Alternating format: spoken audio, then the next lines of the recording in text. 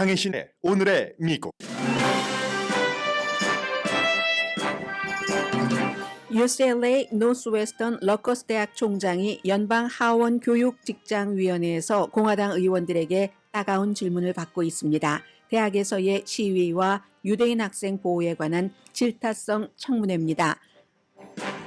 하버드 대학에서는 교수들의 제안에도 불구하고 13명이 오늘 학사 졸업장을 받지 못합니다. 친팔레스타인 시위에 참여했기 때문입니다.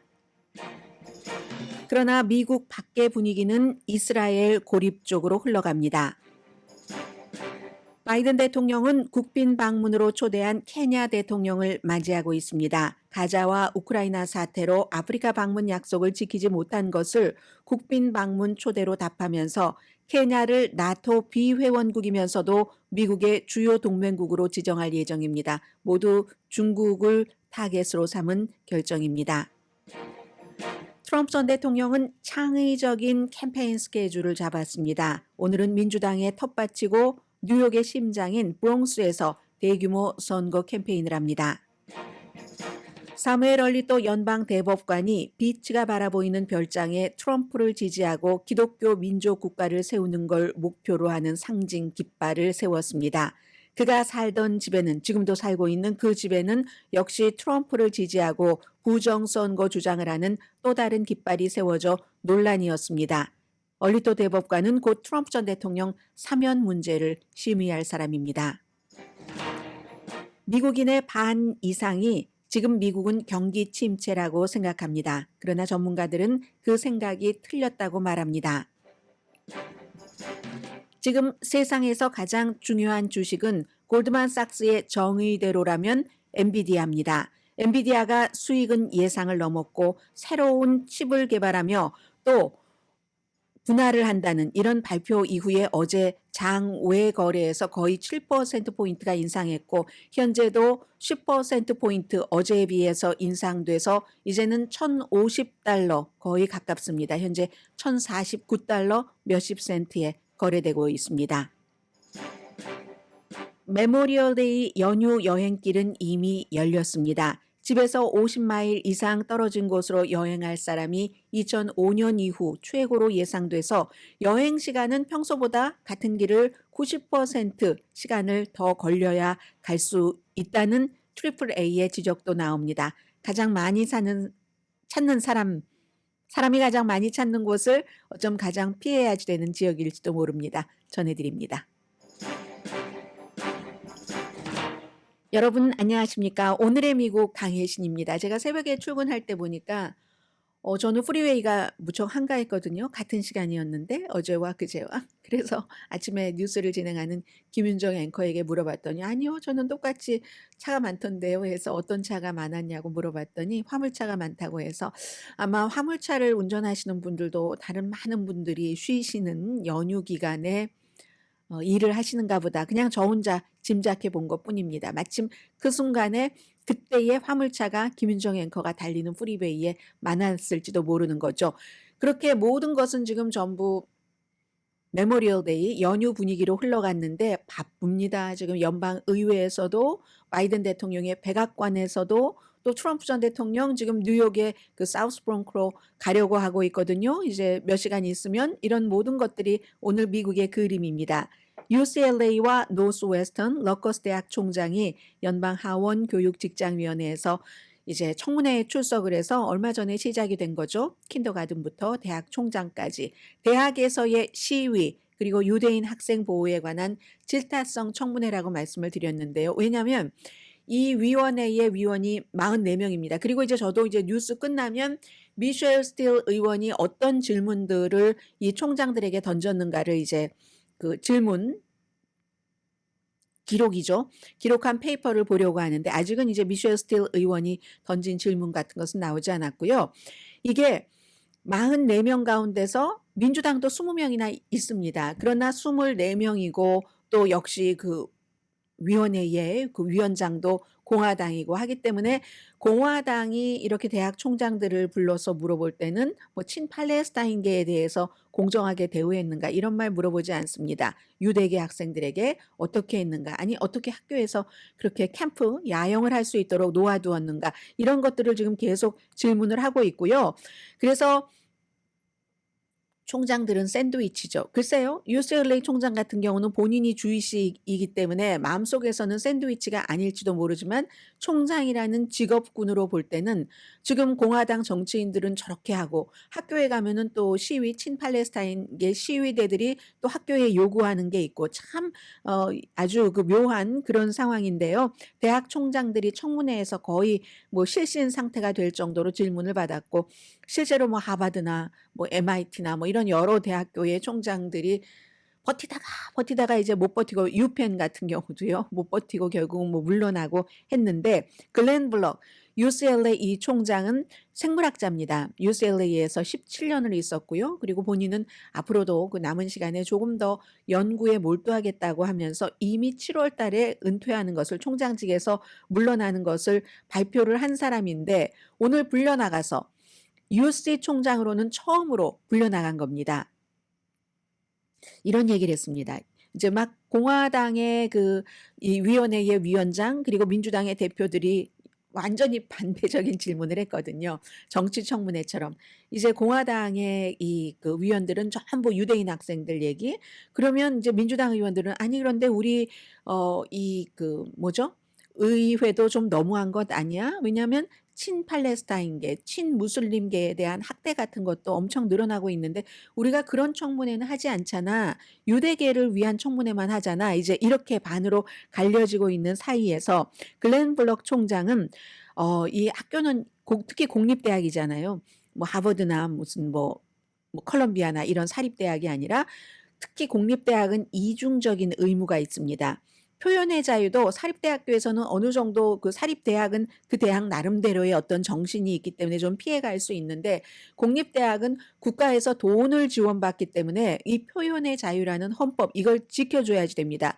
그러면서 또 한쪽에서는 유대인 학생들을 지금 지키라고 하니까, 친팔레스타인 시위대로부터. 그러니까 우리가 이중적인 의무, 그리고 제가 유대인이기 때문에요. 많이 겪어봐서 아는데요. 심지어 UCLA에서 어떤 그 미술 전시회가 있었을 때 딱 그 얼굴이 제 얼굴인 것 같았는데, 나치 시대에 어떤 무슨 뭐 유대인을 커리컬처를 그리면 얼마나 흉하게 했겠어요. 그런 나의 얼굴이 그려진 이런 것도 나도 봐야지 되기 때문에, 유대인 학생들이 이스라엘 하마스 전쟁이 일어난 이후에 얼마나 학교에서 불편한 그런 느낌을 받게 되는가, 이건 누구보다도 제가 잘 압니다. 그런데도 이렇게 그 대학이 이중적인 그런 것들이 있고, 또 미국인이 된다는 것은 이분이 하신 얘기가요. 이런 걸 견뎌야지 된다고 얘기를 했는데요. 헌법에 의해서 견뎌야지만 미국 시민으로서 아주 대단할 수 있기 때문에, 예를 들어서 굉장히 모욕적이고 증오적인 발언까지도 용납해야지 될 수가 있다. 그게 이제 수정헌법 1조에 표현된 그 명시가 된 표현의 자유이기 때문에 그것까지도 어떤 때는 우리가 받아들여야지 됩니다. 이렇게 얘기를 합니다. 그렇지만요, 끝까지 받아들이라면서 유대계 학생들을 보호하지 않은 게 아닙니다. 한계가 있는 것이기 때문에 이 UCLA에서는 말이 어떤 협박, 그냥 말해서 표현의 자유에서 협박, 위협, 괴롭힘으로 이어질 때는 저희가 선을 긋습니다. 이렇게 얘기를 했습니다. 그리고 또 하나는 UCLA에서도 학생들이 그 친팔레스타인 그 캠프를 칠 때 초기에 그걸 그냥 걷어내버리지 않은 것은 지금 돌아와서 생각해 보면은 실수인 것 같다. 뭐 이런 얘기도 했습니다. 그에 비해서 UCLA는 뭐 워낙에 그 시위가 거셌기 때문에, 어제 저희 라디오 서울 방송을 들으셨던 분들은 전부 다 알고 계실 텐데, UCLA의 그 학교 경찰국장이 지금 새로운 사람으로 바뀌잖아요. 이를테면 해고된 거죠. 왜냐하면 지금 총장은 의회에 가서는 유대계 학생들을 열심히 보호하고 있습니다 라고 얘기하지만 학교 내부에서는 바로 그날 4월 30일로 기억되는데요. 친팔레스타인계 학생들을 공격하려고 학생도 아닌 대부분의 사람들이 무장을 하고 쇠파이프를 들고 들어와서 3시간 반 동안이나 거길 휘젓고 학생들을 수십 명을 병원에 입원시켜야지 되는 그런 일이 있었는데도 친이스라엘계 중에서 한 명도 체포되지 않았습니다. 오히려 매 맞고 쫓겨나고 했었던 친팔레스타인계는 수많이 체포가 된 사람들이 무척 많습니다. 이런 것 때문에 학교 내부에서는 UCLA 총장은 학교 경찰을 해고하는 이런 결정을 내려야지 되고 의회에 가서는 또 다른 그 이중적인 입장을 얘기를 하는 거고요. 그에 비해서는 지금 같이 청문회에 출석해 있는 노스웨스턴과 러커스 대학은 입장이 조금 다릅니다. 노스웨스턴과 러커스는 학생들과 합의를 했어요. 야영지를 철거하도록. 그러나 학교에서 뭐 이스라엘 관련 투자를 하는 거라든가 이런 것은 학생들의 의견을 아직까지는 여기까지 확실하게 들어준 거는 아닙니다. 어쨌든 공화당은 지금 계속해서 뭐 결정을 부끄러워해야 된다. 어떻게 학교에서 그런 시위를 할 수 있도록 허락을 할 수가 있어. 이렇게 얘기하면 민주당 의원들은 지금 불만을 하고 저 사람들을 꾸짖으려고 우리가 청문회를 연 게 아니다. 해결책을 찾아야지 된다. 그리고 앞서 말씀드린 것처럼 민주당 의원들은 왜 무슬림계는요 살해까지 당했잖아요. 어린아이도 죽었잖아요. 이번 사건이 일어나고 나서. 그런데 아무도 언론에서 그걸 처음에 사건이 일어났을 때만 얘기를 했지 그 뒤에 뭐 대단하게 그런 비슷한 것을 팔로우하지 않습니다. 지금 이제 민주당 의원 가운데서 그런 문제를 조금 얘기한 사람이 있고요. 말씀드린 대로 미셸 스틸 의원의 발언록에 대해서는 제가 또 나중에 찾아보겠습니다. 그리고 오늘 뭐 보스턴 글로브의 일면 뉴스이기도 한데 또 하버드의 대학 신문인 하버드 크림슨도 잘 다뤘는데 하버드 대학이 373회 졸업식을 합니다. 미국에서 가장 오래된 대학교잖아요. 미국이라는 이 국가가 만들어지기 전부터 시작된. 그런데 13명의 학생들은 학사 학위를 못 받습니다. 학사 학위를 못 받는다 하는 것은 졸업식에는 너희 와라. 근데 뭐 학사 학위는 안 줄 거야. 졸업장은 안 줄 거야. 이런 거잖아. 안고 없는 찐빵에 왜 오라고 합니까? 그리고 이 이유가 13명의 친팔레스타인계 학생들이 시위를 했다는 것 때문에 징계를 받았습니다. 그 징계도 결국은 사흘 전에 받았고 교수들이 전부 거의가 학생들이 징계를 받았다 할지라도 징계 받기 전에도 그것도 뭐 징계를 좀 주지 않았으면 하고 건의를 했고 졸업은 하게 해야지. 하버드라는 대학교에 그렇게 어렵게 들어와서 공부를 했는데 졸업장을 안 준단 말이야. 그 뭐 가자 전쟁을 휴전하라고 시위 좀 했다고 교수들이 이랬지만 하버드의 최고 운영기관이 하버드 코퍼레이션이라고 부릅니다. 하버드 코퍼레이션에서 say no. Why? 주이시이거나 주이시 입김이 많이 들어가 있는 게 하버드 코퍼레이션입니다. 그래서 학생이 아니 졸업식에 참석은 하지만 학사학위는 못 받는다. 이렇게 되니까 하버드 크림슨 뭐 사설도 실었고요. 아무튼 올해는 이 미국 내부에서가 아니라 그렇잖아도 항상 표현의 자유가 문제가 되는데 이스라엘과 하마스 전쟁 때문에 미국에서 이 표현의 자유로 열심히 부모님들은 아이들 키우고 대학까지 가고 보내고 했는데 졸업식을 못하는 것은 물론이고 빛나는 졸업장을 받을 수 없게 된 하버드 대학교에서 13명. 그래서 오늘 보스턴 글로브가 일면에 이 내용을 실었고요. 바이든 대통령은요. 지금 백악관에서 윌리엄 루토 케냐의 대통령을 국빈 방문으로 초대했습니다. 제일 먼저 이제 그 윤석열 대통령, 프랑스 대통령, 또 일본 대통령, 인도 대통령 이렇게 왔는데 북대서양 조약기구 나토의 회원국도 아닌데 주요 동맹국으로 이제 지정을 한답니다. 그럴 예정이랍니다. 아직까지 그 지정을 하진 않았어요. 그러니까 케냐라는 아프리카 국가를 국제적인 그 미국의 파트너로 이렇게 올려놓겠다는 건데 그 사하라 남쪽에서는 이렇게 나토 회원국이 아니면서 미국의 가까운 동맹국으로 지정되는 게 케냐가 처음이랍니다. 나토 동맹국이 아니면서 나토 회원국이 아니면서 미국의 강한 동맹국으로 지정된 국가는 지금까지 18개 국가밖에 없습니다. 그리고 이번이 19번째가 됐는데 그 18개 국가에 뭐 일본, 한국, 뭐 싱가포르, 호주, 뉴질랜드, 아시아에선 그런 나라, 그리고 남쪽에서는 뭐 아르헨티나라든가 브라질 같은 나라가 있을 테고요. 그래서 18개 국가밖에 안 되고 오늘 19개 국가가 된다는 건데 이건요. 우선 바이든 대통령이 아프리카에 간다 하면서 못 갔습니다. 우크라이나 전쟁, 가자 전쟁 이런 것들 때문에 거기에 대한 미안함이기도 하고 지금 트럼프 전 대통령은 대통령이었을 때 아프리카 국가들에 막 S자 써가면서 욕하고 무시하고 막 이렇게 했잖아요. 그걸 이제 이렇게 반등을 시키면서 또 지금 미국 국내적으로는 흑인들의 지지를 받아야지 되는 거잖아요. 미국 흑인들의 아프리칸 아메리칸들의 5분의 1은 이민자이거나 본인이 이민자의 자녀입니다. 이거 다 중요한 거예요. 그래서 이제 G20 국가도 아닌데 이렇게 백악관에 초대하는 것은 너무너무 드문 일이고요.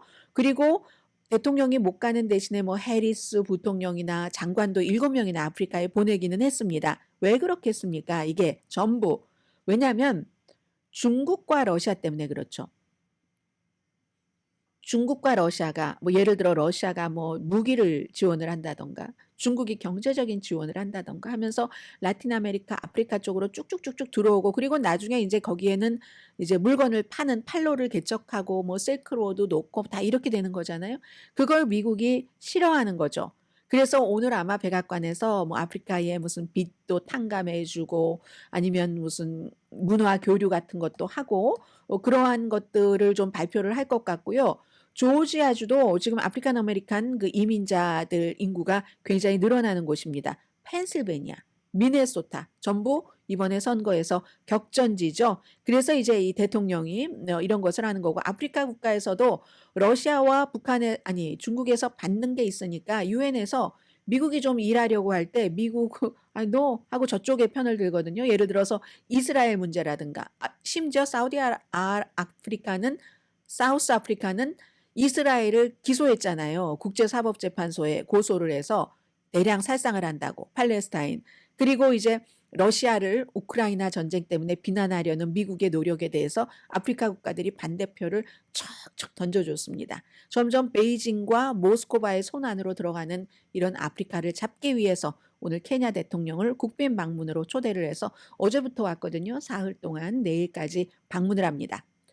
트럼프 전 대통령 뉴욕에 있죠. 당연히 이제 다음 주에 본인의 그 형사재판 마지막 그 판결이 나오는 때니까. 그런데 오늘 저녁에는요, 뉴욕의 심장, 민주당의 심장, 사우스 브롱스에서 선거 캠페인을 합니다. 물론 지난 선거에서도 바이든이 트럼프를 이곳에서는 완전히 던져버릴 그럴 정도의 결과가 나왔지만 그런데도 지금 이렇게 보면 뉴저지라든가 이 블루 스테이트에서 트럼프 전 대통령이 미네소타도 그렇고요. 선거 캠페인을 하는데 이건 결과를 뒤집겠다는 게 아닙니다.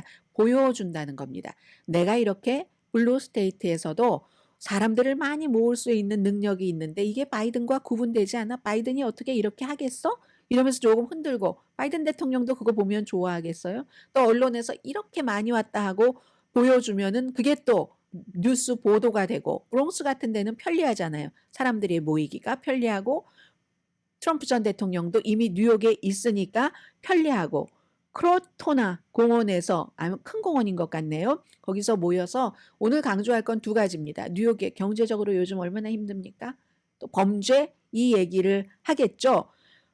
굉장히 그 창의력이 있는 미디어 마스터인 것 맞다. 이렇게 말씀드리고 싶고요. 이 표를 받지 않으면서도 내가 지금 할 수 있는 환경에서 이렇게 한다는 게 트럼프 아니면 이런 용기 내기 힘들잖아요. 그러나 단지 하나, 지난번에 뉴저지에서 지난 주말에 선거 캠페인을 하고 8만 명이 왔네, 10만 명이 왔네 했는데 조지 스톤이라는 트럼프 전 대통령을 강력히 지지하고 트럼프가 좋아하는 그 사람이 딱 그 X 트위터에 올렸는데 야 이렇게 많이 비치에 8만 명 10만 명 이거 바이든이 할 수 있어. 오늘도 이제 그걸 보여주려고 하는 거고요. 그렇게 했는데 그 사진이 어떻게 그렇게 뻔뻔스러울 수가 있죠. 사람이 가짜 사진이랍니다. 1994년도에 로드 스튜어트가 I am sailing의 로드 스튜어트가 미국도 아닌 브라질의 그 뭐 코파카바나 비치에서 그 공연을 할 때 그때의 사람들을 하고는 뉴저지 것이라고 이렇게 하는 뭐 이런 모습 오늘은 뭐 그런 모습은 없겠죠. 지난주에 이런 일이 있어서 이제 들통이 났으니까 그리고는 이제 트럼프 전 대통령은 사람들에게 그 기금 모금을 하라는 그런 해달라는 지지자들에게 이메일을 보내면서 거짓말을 막 퍼뜨립니다. 예를 들어서 연방 수사국이 압수영장을 가지고 본인 그 기밀 문서 이 문제 때문에 수색을 하러 들어왔을 때 모든 것을 이 바이든이 나에게 발표하라고 명령을 했다. 뭐 한마디로 긴 문장을 짧게 줄이면 그런 거예요. 그런데 이제 여기에 대해서 FBI가 공식적으로 입장을 밝혔는데 그렇지 않았다. 우리는 일부러 트럼프 전 대통령이 그날 그 집을 비울 것이라는 그 날짜에 맞춰서 갔다. 대통령 좀 모욕스럽고 하잖아요. 그러니까 예우를 하는 거죠. 그래서 대통령이 없는 날 갔고, 그리고 그것도 또 그냥 우리끼리만 한 게 아니라 트럼프 대통령 그 집에 말할라고에 우리가 트럼프 전 대통령이 안 계시는 이날 가서 수색영장으로 가지고 수색을 하겠습니다 하고 미리 다 공지를 했답니다. 그런데 이런 뻔한 것을 지지자들에게는 나를 그날 죽이려고 해서, 그럼 마조리 테일러 그린 같은 사람이 암살이야 이렇게 얘기를 해주거든요. 지금 이제 그런 얘기들 많이 나오고 있고요. 또 니키 헤일리라는 트럼프 전 대통령에게 공화당에서 가장 그 좀 부담스럽고 위험하게 느껴지고 했었던 전 유엔 대사, 이제 얼마 전에 선거 더 이상 하지 캠페인 안 하겠습니다 했던 니키 헤일리가 트럼프 전 대통령에게 투표하겠다고 어저께 입장을 밝혔습니다.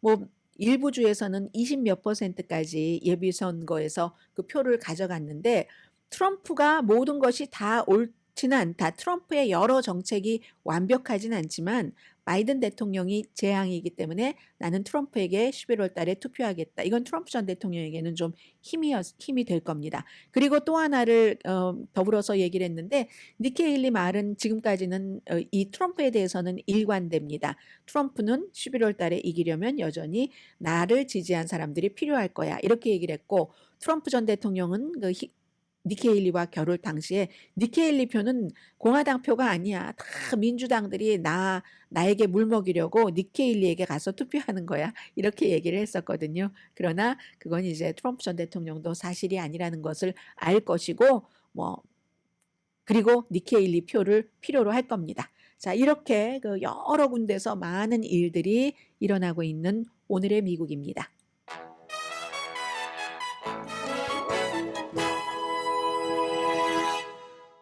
잠시 뒤에 미국 이제 주요 신문의 탑뉴스를 전해드리면서 지금 보이네요.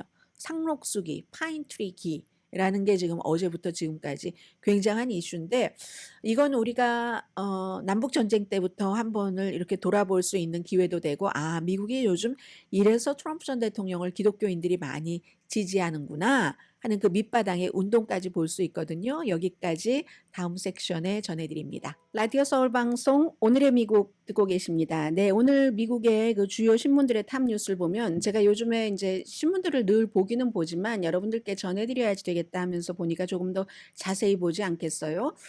이런 것들이 하나가 발견됐습니다. 지금 미국의 모든 신문들도 신문과 웹사이트가 완전히 다릅니다. 전에는 어땠냐면은 그 신문의 주요 뉴스가 웹사이트에도 이제 중요하게 굵직굵직하게 이렇게 올라와 있고 했거든요. 지금 완전히 그 배치 구조 자체가 다릅니다.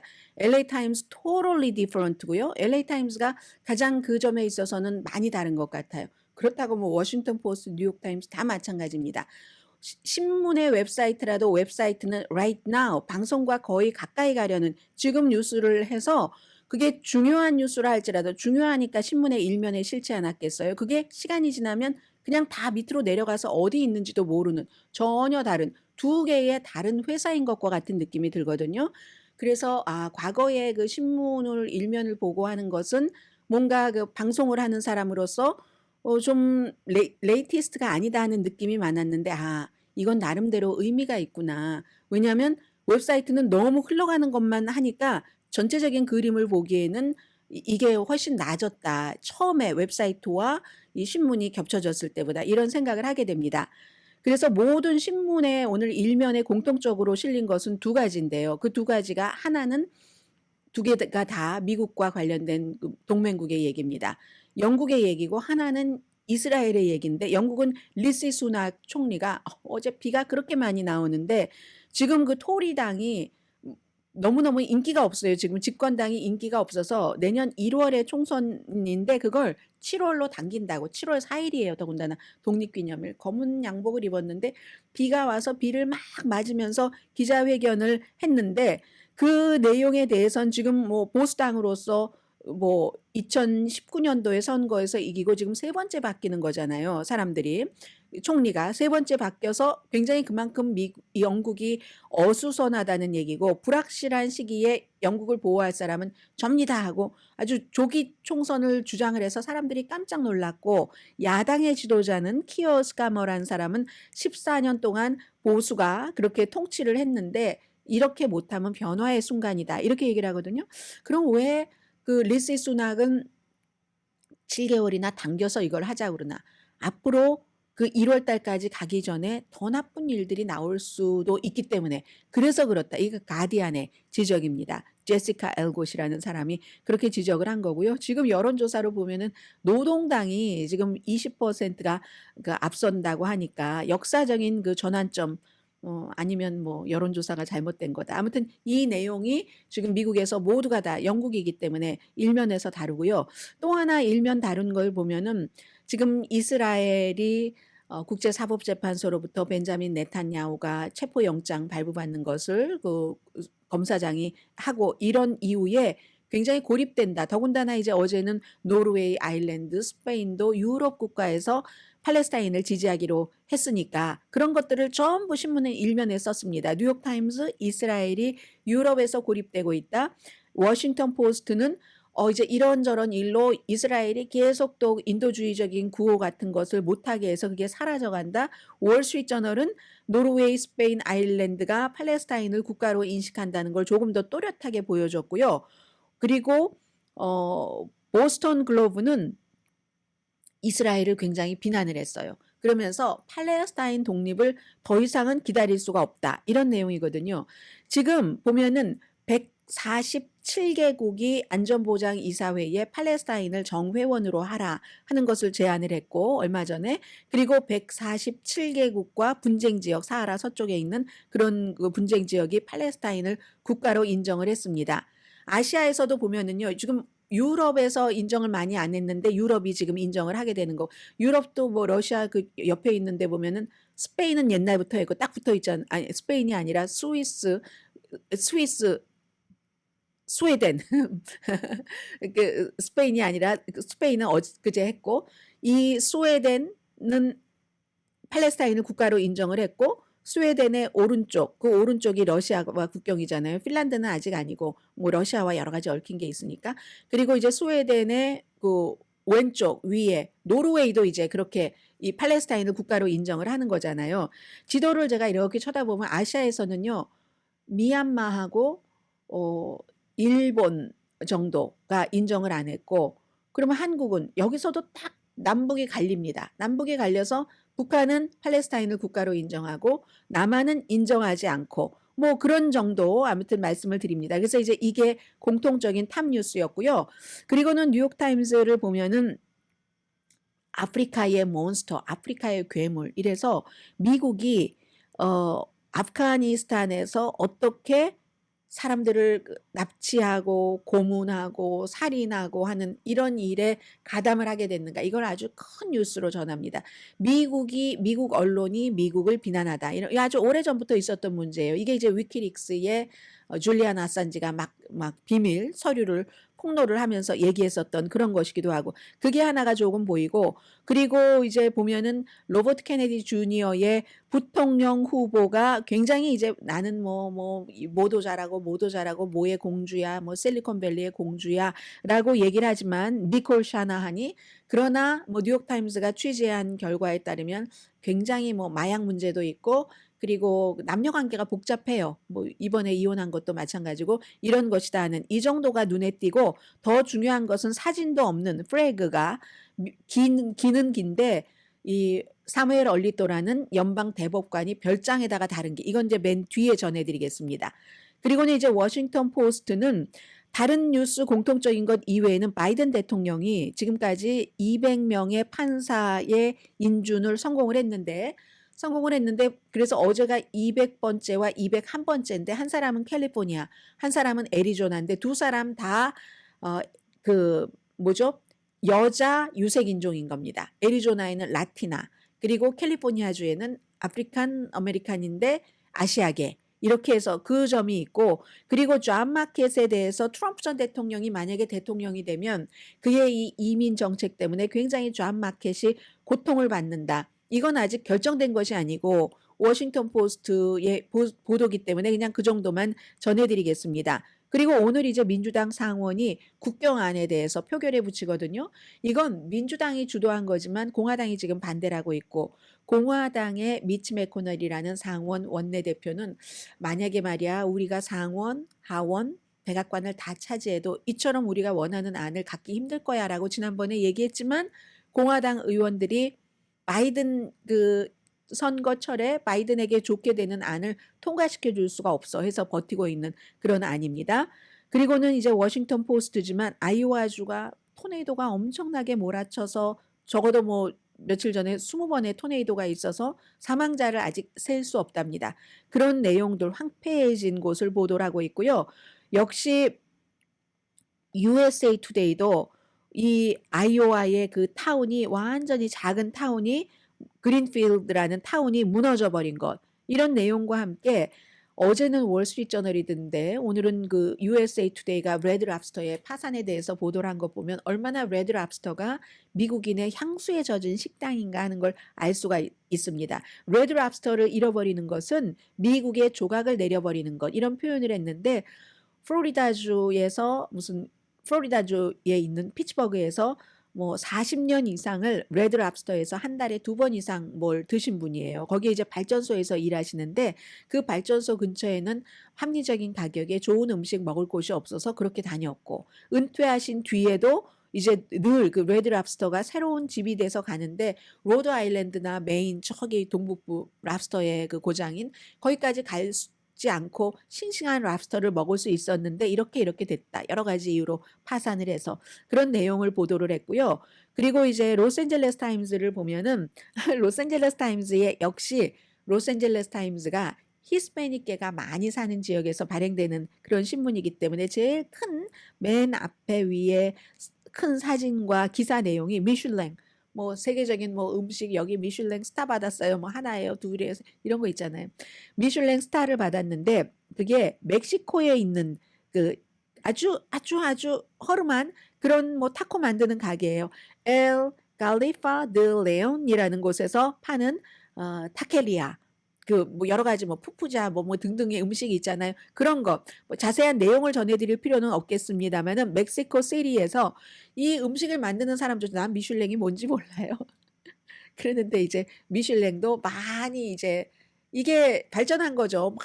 막 몇 천만 달러 심지어는 이렇게 들여서 만들기도 하고 하는 이런 식당이 아니라 이런 곳에서 한다 하는 것이 탑뉴스였고요. 월스트리트저널을 보면은 역시 월스트리트저널은 뭐 경제신문이니까 엔비디아, 이 엔비디아에 대해서는 제가 잠시 뒤에 말씀을 드리겠습니다. 세 번째 섹션에서 말씀을 드리고요. 그리고는 이제 오픈 AI와 그 챗GPT를 만든 뉴스코퍼레이션이 월스트리트저널의 사주의 회사다. 이것까지 월스트리트저널이 얘기를 해요. 협력을 한다는 겁니다. 뉴욕타임스와는 다른 방향으로 가죠. 뉴욕타임스는 그 AI, 오픈 AI가 우리 허락받지 않고 마음껏 갖다가 뭔가를 쓴다 해서 고소를 했고, 뉴스 코퍼레이션은 얼마 전에 여러분들께 전해드렸었던 것 같아요. 이렇게 그 5년에 2억 5천만 달러 하고 어떤 협력을 한다. 이거 꼭 기사 주고 돈만 받는 게 아니라 뭔가를 이제 더 할 수도 있는 그런 거겠죠. 그런 내용들을 이제 그 탑뉴스로 실었습니다. 자, 이 정도면 됐죠? 그러면 뉴욕타임스가 일면에 실은 이 사무엘 얼리토라는 연방 대법관 며칠 있으면 트럼프 전 대통령이 1월 6일 의사당 폭동 사건에서 했었던 일이 대통령이었었기 때문에 면책 특권이 있는가 없는가를 심의하는 사무엘 얼리토의 며칠 전에는 버지니아 집에 이제 미국 국기를 거꾸로 하는 거 이건 이제 의사당 폭동 사건 때 사람들이 막 가지고 가서 했었던 것이고 트럼프를 지지한다는 뜻이고 부정선거였다는 그 기잖아요. Stop the Steal기. 그랬더니 여기에 대해서는 와이프를 언더 더 버스 아래 딱 던져버렸습니다. 내가 아니라요. 와이프가 한 거예요. 와이프가 뭐 이웃에게서 모욕적인 언사를 받고 뭐 한 겁니다. 대응 차원에서. 그리고 그게 잘못됐다 이런 얘기는 하지 않았어요. 그런데 이번에는 4번 사진이 발견이 됐다고 하는데 이건 뉴저지의 비치에 있는 비치 프론트의 별장이에요. 베케이션 홈에 이번에는 그 Appeal to Heaven이라고 해서 천국에 호소한다는 기 상록수 모양이에요. 이렇게 그린색으로 그 파인트리기라고도 부릅니다. 남북 전쟁 때 있었고 트럼프를 지지하는 표시고 의사당 폭동들을 상징하는 기이고 더 중요한 건 기독교 국가를 세워야 된다 하는 기독교를 마음에 품은 정부 운영을 그렇게 해야지 된다 하는 건데 지난해에 7월과 8월 등등에 이렇게 4번 이상 적어도 있었다는 거거든요. 그러면 의사당 폭동 사건이 일어나고 1월 17일에 이후 2021년도에 미국 그 스탑 더 스틸기를 걸었고 그건 그렇게 해서 변명을 했고 이번에는 뉴욕타임스가 아무리 전화를 걸어도 전화를 안 받습니다. 답변을 하지 않아요. 한 번이 아니라 이제 그 프런트 이 사람이 2014년부터 그 별장을 갖고 있었다고 해서 이웃들을 인터뷰하니까 그거 보고 너무 깜짝 놀랐다. 왜냐면 연방 대법원관인 걸 아니까. 보통 사람들도 다 마음속에 정치적인 시각이 다를 수 있습니다. 그러나 연방 대법관이라는 사람은 이게 모든 의견들을 다 갖고 있어야지 되기 때문에 그게 이제 뭐 변형된 국기를 건다던가 아니면 특정 정치인을 지지하는 길을 건다던가 하는 것이 현명한 것은 아니겠죠. 한 10년 전까지만 하더라도 이 Appeal to Heaven 그 프래그가 역사적인 유물이었는데 이게요.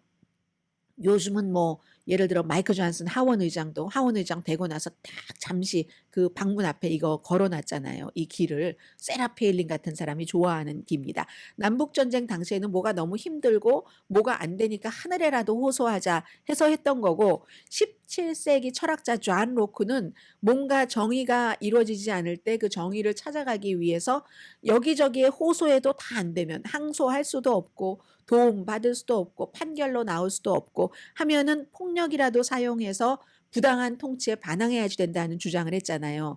바로 이 기를 상징하는 사람들이 Appeal to Heaven 플래그가 그런 것을 상징한다는 겁니다.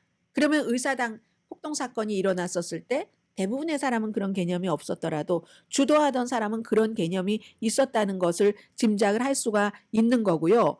미국에서 2013년도 극우 보금주의 운동들이 딱 일어나면서 이러한 이 길을 이제 막 사도 개혁만 하면서 뭐 그리스도가 뭐 트럼프를 선택을 했어 하면서 2015년도에 책도 나옵니다. On Appeal to Heaven이라는 더치 쉿이라는 이 사람이 딱 책을 만들고 이렇게 사무엘 얼리토 같은 사람 의회에서도 정치인들을 막 그 공약을 하고 그래서 지금 이런 극우 기독교에서는요. 이 사무엘 얼리토를 어떤 아주 뭐라고 할까요? 굉장한 영웅처럼 취급을 하고 왜냐하면 동성결혼 이런 것에 굉장히 반대를 해주고 낙태에도 반대를 해주고 더군다나 공공장소에서 종교를 굉장히 확대하는 것을 원하는 사람이고 그런 판결을 내리는 사람이 사무엘 얼리토이기 때문에 트럼프를 종교의 영웅으로 이 복음주의 그 목사들은 이미 선택을 했고 그래서 한국 교회 가운데서도 목사님이 트럼프 전 대통령 무조건 지지하시는 분들 많으시잖아요. 라스베가스 교회에서 막 중보기도 같은 것 해주잖아요. 트럼프 전 대통령에게 이런 것 하면서 그러면 그런데 이게 바로 트럼프가 면책특권이 있어 없어? 라는 것을 판결을 해야지 될 연방 대법관의 집과 별장에 이런 기들이 휘날리는 것이 맞는가? 모두 편견을 갖고 있죠. 모든 사람은 편견을 갖고 있지만 이제 모든 편견을 줄여야지 되는 직업군들이 있긴 있지만 훌륭한 판사는 더 그 편견과 싸워야 되는 거잖아요. 자기 마음속의 편견과. 그런데 자신의 성향에 맞는 깃발을 연방 대법관이 집에도 걸어놓고 그 비치 프런트 그 베케이션 홈에도 걸어 놓는다면 그러면서 그거를 판결을 한다면 이게 맞는 건가 이런 얘기를 사람들이 하는 거죠. 그래서 어제부터 계속 이게 탑 뉴스가 되는 겁니다. 신문에서도 방송에서도.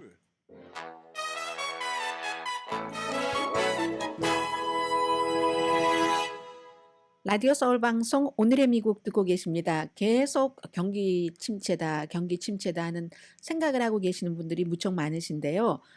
이 데이터상으로는 미국 사람들의 반 이상이 미국은 경기 침체라고 생각하지만 전문가들은 그 생각이 틀렸다고 말합니다. 해리스 여론조사기구가 가디언을 위해서 조사를 했고 가디언이 해석을 해줬습니다. 56%가 잘못 생각한다는 거예요. 경기 침체라고. 그리고 이제 이건 역시 바이든 대통령 책임으로 돌아가게 되는데 트럼프 전 대통령에겐 굉장히 이점인 거고요. 오늘 오후에도 아마 이 얘기를 강조를 할 겁니다. 경기 침체라는 것은요. 경기의 그 성장이 마이너스가 돼야지 굉장히 크게 줄어들어야지 그래야지 경기 침체라고 합니다. 예를 들어서 지금 이제 경기 침체에 대해서 딱 규정을 짓는 그 기구가 있잖아요. 그 기구에서는 인플레이션과 생활비 이런 것은 그 포함되지 않습니다. 전국 경제연구소라는 곳에서 경기 침체다 아니다 하는 것을 발표를 하는데 그렇게 되는데 사람들은 항상 생활비를 생각하고 인플레이션이 almost 나만 생각을 하잖아요. 나만. 경기 침체다. 국가의 경기 침체하면 전체를 생각하는데 생활비 제가 제일 크게 생각해요. 70%, 인플레이션 68%거든요. 그러니까 경기에 대해서 좋다고 생각할 수가 없다는 사람들이 많고 물가가 오르니까 성장이 아니라 수축됐다고 잘못 알고 있는 사람이 55%랍니다. 미국 경제는 지금 계속 성장주의거든요. 심지어는 S&P 500도 내려갔다고 생각하시는 분들이 계시는데 올라갔습니다. 또 하나는 누구 말을 믿을지 모르겠어요. 64%가 이렇게 얘기하는데 맞습니다. 팍스 믿으면요. 미국은 지금 경제적으로 망했습니다. 이미. 이게 그래서 누구의 그게 맞는지 잘 모르겠다라고 하고 맞는 얘기를 해줘도 사람들이 잘 믿지 않고 경제에 대한 것도 정치와 마찬가지로 사실보다는 인식으로 바뀐 것 같습니다. 누가 더 잘 사람들을 인식시키느냐 거기에 따라서 그런 생각이 들고요. 지구상에서 가장 중요한 주식 골드만삭스가 얘기한 인공지능 칩을 만드는 엔비디아 주식 현재 값부터 조금 볼까요? 어제 뭐 900대에 드디어 1050이 넘었어요. 어제 장이 끝나고 나서 1000이 넘었거든요. 그런데 어제부터 오늘 사이에 10.78%가 올랐고 장 끝나기 전에는 조금 내려갔었어요. 900 몇십 달러대에서. 그러다가 장이 끝나고 거의 7%가 오르고 합쳐서 지금 10.78%가 올라서 한 주당 10달러 51센트입니다. 기록적으로 판매가 돼서 전문가들이 예상했었던 것보다 판매 액수도 그리고 1년 전보다 판매된 비율도 전분기에 비해서 265%가 늘어났고 돈으로도 260억 달러 매출이 지난 분기에 예상보다 많았고 예상은 247억 달러 매출이었습니다. 올해 전분기보다도 매출이 18% 늘어났는데 폭발적인 수요 때문에 그럽니다. 이번 분기 매출에도요. 이제 그 280억 달러가 예상이 되거든요. 근데 이게 여기서 끝난 게 아니라 새로운 칩 뭐 블랙웰 만들고 요 블록버스터급으로 성장할 것이다. 어제 그 존슨 황 CEO가 그렇게 얘기를 하는데 1년 단위로 다른 것을 만들어낸다는 거예요. 그러니까 주식값이 이렇게 인상, 뭐 분기별 캐시 배당금도 150% 인상한다고 했고 뭐 회사 엄청나게 지금 커져 있고요. 이게 전부 인공지능 때문에 그런 건데 라이벌인 인텔과 그 AMD 지금 폭발적인 혜택 못 받고 있는 것 같은데 이 엔비디아만 그런 것 같습니다. 그래서 지금 값이 한 주에 1000달러 51센트나 됐으니까 너무 비싸잖아요. 이걸 이제 분할을 한답니다. 10분의 1로. 그러면 100달러 정도 되잖아요. 105달러죠. 그렇게 되면 6월 7일 날 한다고 하니까 보통 분할하면 특별한 경우를 빼고는 또 주식값이 또 오르거든요. 가격이 싸니까 이거 나도 사볼 수 있네. 어떤 때는 어떤 분은 하나 난 지금 한 주밖에 못 사겠어 하면 에이 뭐 너무 멀어. 이런데 그거 10주를 살 수 있어. 하면은 사지 않겠어요? 그래서 이제 엔비디아는 지금 이런 상황이다 전해드리고요.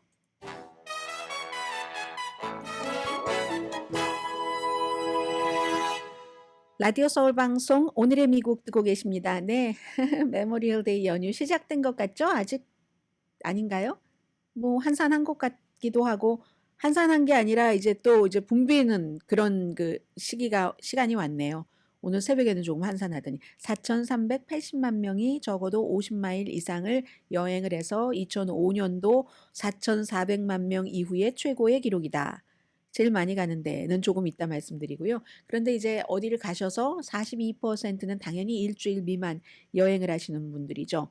국제적으로는 미국 사람들이 런던, 도쿄를 많이 가는데 연방 항공국은요. 비행기 오늘 가장 붐빌 것이라고 얘기를 합니다. 날씨도 영향을 미치죠. 네브라스카 중부에서부터 지금 캔사스 북부까지 뭐 뇌우 있죠. 댈러스, 멤피스, 뭐 오클라호마 시티, 미주리주의 캔사스 시티도 심한 그 뇌우 우박 같은 거 쏟아질 확률 아주 있다고 하고요. 그래서 이제 보통 이제 휴가철에 로스앤젤레스도 지금 스산하거든요. 이런 때는 모든 사람들이 항공은 그 연방 항공국 그 날마다 여러 가지 그 보고서가 있잖아요. 교통 보고서, 날씨 보고서 이런 것들을 꼭 다 알고 있었다 할지라도 어젯밤에 알았어도 또 오늘 아침에 달라질 수 있으니까 그러니까 이제 좀 뭐 사고도 피하고 또 시간도 절약하고 하기 위해서 늘 점검해 줄 것을 이 당부들을 합니다. 관계기관에서는. 이동 시간이 평소보다 90%더 2배라는 얘기죠. 길어질 것으로 보이고 교통 앱 또 511이죠. 911이 아니라 511 하면은 이제 뭐 여러 가지 그 서비스 여행에 관해서 알 수 있고요. 그리고 요즘 또 자동차를 자동차 값이 비싸서 새로 바꾸지 못하고 바꾸지 않고 오래 타시는 분들이 계시니까 꼭 자동차 점검도 좀 하셔야지 되고요. 짐은 그날 말고 전날 밤에 싸시고 511 여행자 여러 가지를 알려주는 문의 서비스 번호 외워두시면 좋을 것 같고요. 제일 많이 가는 곳 순서대로 시간 되는 대로 불러드리겠습니다. 라스베가스, 뉴욕, 로스앤젤레스, 샌프란시스코, 마이애미, 올랜도, 호놀룰루, 시카고, 시애틀, 샌디에고, 피닉스, 워싱턴 DC, 덴버, 내슈빌, 달라스 이런 곳이랍니다. 강혜신이었습니다.